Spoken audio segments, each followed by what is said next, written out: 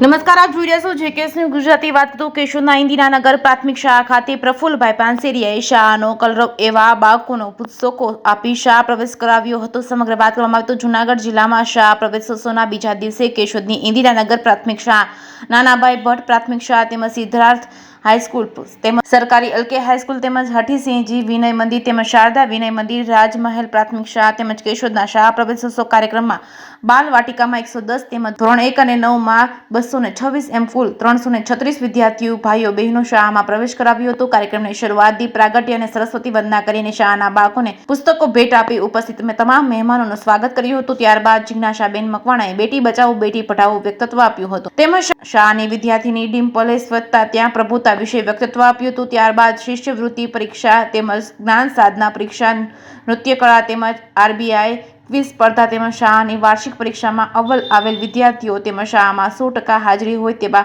વિદ્યાર્થીઓનું પ્રમાણપત્ર આપી સન્માન કર્યું હતું. મંત્રીએ ઉદ્બોધન કરતા જણાવ્યું હતું કે પાછળના વર્ષોમાં પ્રાઇવેટ શાળામાંથી સરકારી શાળામાં 2 લાખ વિદ્યાર્થીઓએ પ્રવેશ મેળવ્યો છે. એ ખૂબ જ ગર્વની વાત છે. ગુજરાત સરકાર દ્વારા અંદાજિત 50,000 સ્માર્ટ ક્લાસ બનાવવામાં આવશે તેમજ જરૂરિયાત મુજબ શાળાનું નવું બિલ્ડિંગ પણ બનાવવામાં આવશે. ત્યારે આ શાળામાં સ્માર્ટ ક્લાસરૂમ થઈ ગયા છે અને હજુ વધારે સંખ્યામાં કાર્યરત થશે. શિક્ષા વગરનું જીવન એ પશુ સમાન જીવન છે. તેથી કોઈ પણ બાળક શિક્ષા વગરનું ન રહી જાય તેમ આપણા સૌની જવાબદારી છે. ઉચ્ચ નીચના ભેદભાવથી દૂર રહી સર્વ શિક્ષા અભિયાનને સાર્થક કરવા તેમજ સમાજને અને દેશને જાગૃત બનાવવા અનુરોધ કર્યો હતો. શાળાની મુલાકાત લીધા બાદ વૃક્ષારોપણ કરી કાર્યક્રમનું સમાપન થયું હતું. શાળા પ્રવેશોત્સવ કાર્યક્રમમાં કેશોદના ધારાસભ્ય દેવાભાઈ માલમ તેમજ જિલ્લા શિક્ષણ અધિકારી ભાવસિંહ વાઢેર તેમજ સહિતના અધિકારીઓ અને વાલીઓ ઉપસ્થિત રહ્યા હતા.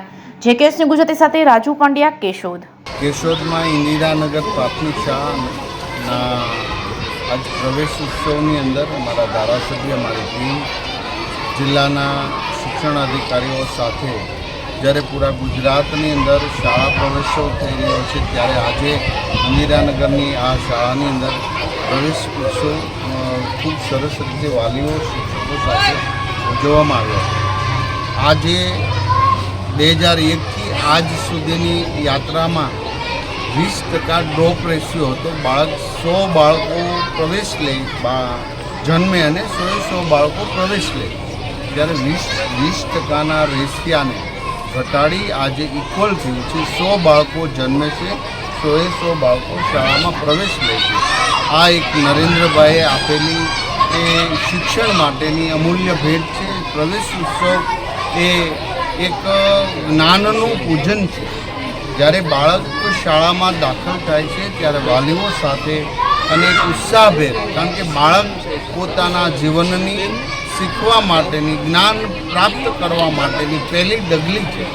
ત્યારે પૂરા ગુજરાતની અંદર અમારા તમામ ઓફિસર 26, 27 અને 28 3 દિવસથી તાલુકા લેવલ સુધીના તમામ તાલુકા સદસ્યો, જિલ્લા પંચાયતના સદસ્યો, ધારાસભ્ય, મંત્રીશ્રીઓ અને અધિકારીઓ જ્યારે શાળા પ્રવેશ ઉત્સવ કરી રહ્યા છે ત્યારે મને ગર્વ છે કે 100 ઉપરના સંખ્યાના બાળકોની જે શાળાઓમાં સંખ્યા છે, જે શાળાઓમાં 300ની સંખ્યા છે, જે શાળાઓમાં 500ની સંખ્યા છે, આ મોટી બાળકોની સંખ્યાઓ છે ત્યાં સંપૂર્ણપણે infrastructure development, smart class, computer અને શિક્ષકો સાથેની આ શાળાઓ ખૂબ સારું શિક્ષણ આપી રહી છે. ત્યારે ગુજરાતનું ગૌરવ બન્યું છે.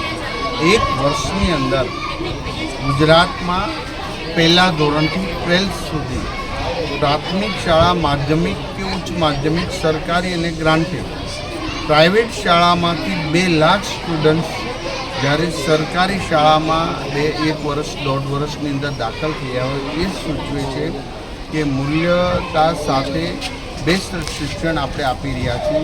એ શિક્ષણ મારા ગુરુજનો ગુજરાતની અંદર